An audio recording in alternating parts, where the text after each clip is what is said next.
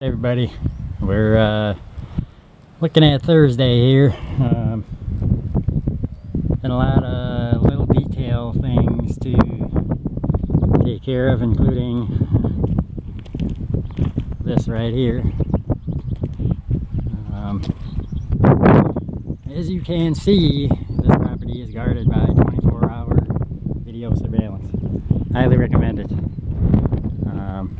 Had it out at my old ranch. The technology that's out there today, pretty advanced. You can view these cameras with your cell phone just about anywhere in the world, if you have an international cell plan.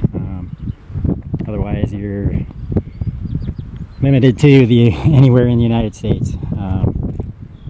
They have their own SIM card that transmits to the cell network. They also have video Wi-Fi versions out that will transmit to your Wi-Fi router and anywhere you would like from there.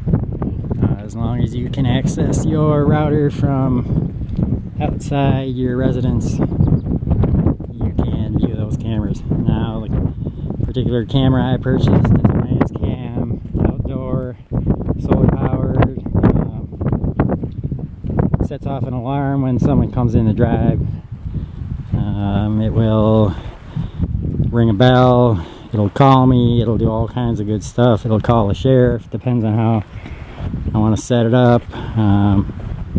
It also records audio, and it records in 720, so I can see people's license plates from a quarter mile away. And it's all recorded, so anybody coming in and out of this place, smile, because you're on candid camera. Alright, so that's part of the protection system out here. Now, I've been pointing down at the ground here because I came out today, kind of stumbling around here because it's mighty hot, and probably sweat off about 10 pounds today. Probably drank about 10 gallons of water too. Anyway, I got out here today and I raked all this back by hand along the skirting of the house here with that fill dirt, and I raked in some quick grow grass seed. Now just a little tip here: when you're working these rural properties, don't run out and buy the most expensive grass seed you can get, because half of it isn't going to grow. Start out with something cheap, even if you do a perennial like a ryegrass or something on that order. And once you have something coming up and you got something established, then go out and get your expensive grass seed, your Bermuda or whatever you may want to put down in this area. South Central Texas, Bermuda is real popular. It does real well. It's also very expensive. It's about $250 for a 50-pound bag. And I'll tell you right now, a 50-pound bag will do about the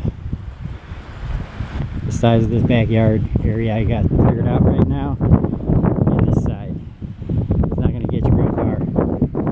So, recommendation, start out with the cheap seed, get yourself something established, come back in with the more expensive Bermuda type or whatever. St. Augustine does well down here too, and come back in and overseed with that. Like I said, if you do a perennial like a rye, that's going to die out after a season, but it'll at least give you something for that more expensive seed to take hold, and that cheaper grass will help germinate those seeds and hold the moisture. Now, this particular dirt I got down here, boy is it windy here. This particular dirt I got down here seems to, I guess, call it coagulate pretty well. Once you throw some water on it, it turns into mud immediately. So this should help to hold in moisture better than a sandy loam type soil. I have a feeling this is probably just junk fill It's not anything expensive. It's something the builder brought in, or it's a courtesy. It's not, like I said, real high dollar stuff, but it will at least get us an established lawn here. Now you can see, I'm going to zoom in a little bit here. In one of the previous videos you saw I was trenching out for this this downspout, or not downspout, this air conditioning drain that comes out from under the house. I went out to the local farm and ranch store and I was able to pick up this precast concrete downspout extension. I don't know what you really call it, but it was like $10.95. No big bank break in there to keep that air conditioning system from getting clogged up with dirt back. So that's another thing to consider. When you get to this stage in the game, there's a lot of small little expenses, you know, $10 here, $20 there. I had to get a new hose, you know, that's a decent hose. You don't want any of these cheap hoses out here. I'll tell you right now what happens is the sun makes the hoses and they actually get a bubble and they look like they're pregnant. And next thing you know, they pop. And if you happen to be gone when that happens, you're going to come home to a swimming pool in your backyard. Alright, so I seed along the side of the house here. Some of the colored granules you see laying down there are actually insect powder, or insect granules that I put down yesterday. Actually, no, the day before, in the hopes that we would get enough rain to saturate it into the ground. We did get a little bit of rain, as is evident by this little trench that was formed by the gutter, or lack of gutter actually. And I can see a little hornet's nest up there I'm going to have to knock down. Another fun adventure here out in the backcountry is hornets. You get lots of them, so be prepared. Keep that spray handy. Don't get it near electrical outlets.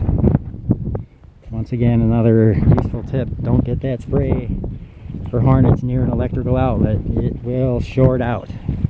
It will start a fire. It can explode. So beware. If you need to remove a hornet's nest that's near an electrical outlet, you have to look at some other means of getting it out of there. Don't use that spray, that wasp and hornet spray. It'll tell you that right on the can. Now I came back here and I did along the side too. What I'm trying to do is at least establish some area where my dogs can get out here and do their business. Wave hi to the kiddies in the school bus, all coming home. All the country kids. You gotta go home, feed the cows, feed the chickens, maybe even knock out the chicken for dinner, twist the neck. Alright, so anyway, yeah, getting back to that spray, just don't use that near an outlet. That's a caution on my part here. I've never done it. I've never heard of anybody being stupid enough to do it, but definitely keep that in mind. That could be a problem for you. Alright, so I came back here too. Now this area is going to be covered with the deck eventually, but I wanted to at least get this ground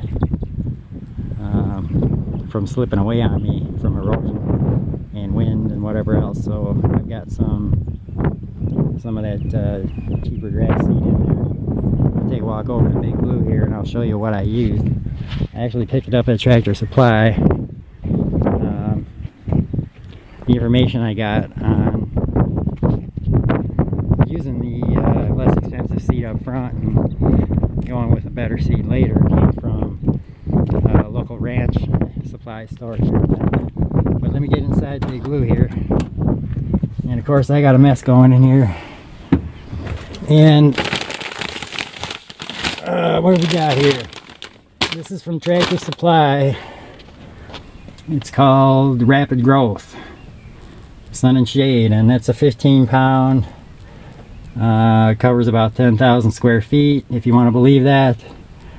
My feeling is that most of these coverages on these bags, including fertilizer, are overrated. So anyway, that's the material that I put down today, and I've got another bag here because I still need to do the front. Pretty interesting little story here. I was just working outside, and my neighbor a couple houses down here, they're out on their deck, and about the same time both of us saw a wild turkey go scooting right across out here, right outside my van here, right across the ground. It was a big old female, probably pregnant. Went running up this direction. My neighbor spotted it over here. You can see my neighbor over here out on their deck. Let's see if I can zoom in on them here. They're out on their deck here. I'm shooting through the van window, so but anyway, he spotted it. I spotted it. I actually have my gun in the car here. I do travel with it when I come out, just in case I run into anything I don't want to. But that would have been some good eating for somebody if I could have got at that thing quick enough. But unfortunately, it's another one that got away. So maybe next time I see him, we'll get him taken care of. Alright, Big Blue, loaded with blocks, tools, empty water bottles, all kinds of junk in here. This is my working out of truck, and it has been for almost 10 years now. Very reliable. Good old Chevy trucks. Alright, so we're going to call it a wrap for today. I'm going to get home to the rental. We got about another couple weeks left with that rental, and we need to be out, so we're obviously going to be in here before then. But yeah, so that's where things are at now. We're gonna probably take a run back out tonight. Need to get some more water on this fresh seed. I'm gonna have to stay on top of that seed now, make sure it doesn't dry out on us, or I just threw away 50 bucks. Incidentally, that little bag of seed I showed you in Big Blue there is about 25 bucks. So, and that's cheap seed. So anyway, we'll catch you either later on a follow-up video, or we'll catch you tomorrow. I'll be back out here almost on a daily basis. So it's a wrap for today. Thanks for checking in. I hope you're getting some good information out of this. If you're looking at doing something like this yourself, you can see the kind of work that's involved. I hope that it gives you some tips. I hope it gives you some education. If you are getting something out of it and you'd like to show some appreciation, we do have our Patreon account down on the bottom. You can make a small or large donation. You can make a monthly donation, whatever you'd like to do. As I've said in the past, we always appreciate the support of the YouTube community. We've been getting some really good support from our construction community out here, and I know you YouTubers out there are a good group of people. We're hoping that we can see some support from you too. So once again, thanks for checking in, and keep checking back. There'll be more to come.